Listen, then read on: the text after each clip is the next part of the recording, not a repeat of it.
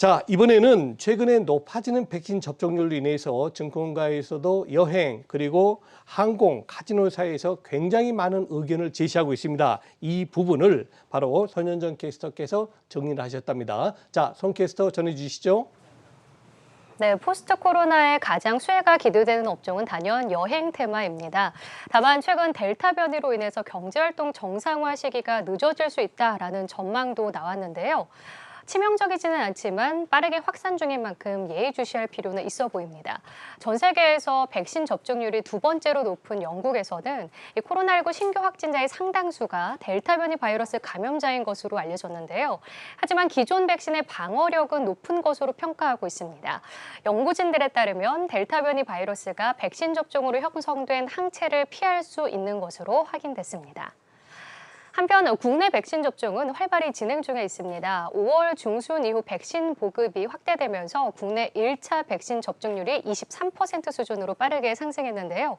여객수 회복 속도는 우선 국내 백신 접종률에 좌우될 것으로 보입니다. 따라서 백신 접종률이 50%로 확대되고 이 가운데 50%가 여행을 생각한다면 잠재 출국자 수는 2019년 수준까지 회복할 것으로 전망을 하는데요. 이를 감안할 때 2022년 하반기에는 여객수의 상당 부분이 회복될 전망입니다. 다음은 증권사에서 탑픽으로 제시하는 종목들의 투자 포인트 한번 살펴보겠습니다. 이베스트 투자증권은 여행주 하나투어와 모두투어를 탑픽으로 꼽았습니다. 영업 정상화 재개는 2022년부터 가능할 것으로 기대를 했는데요. 이주 자가격리 해제로 여행주 모멘텀으로 확실히 작용할 것으로 전망을 했습니다. 하나투어 목표 주가 10만 2천 원으로 상향 조정했습니다. 모두투어에 대해서도 해외 송출객 회복 기대감을 주목을 했는데요. 확실히 목표 주가는 3만 8천 원으로 상향 조정했습니다. 이어서 항공주의 투자 포인트 살펴보시죠. 대신증권은 탑픽으로 대한항공, 신영증권은 TAU항공을 제시했습니다.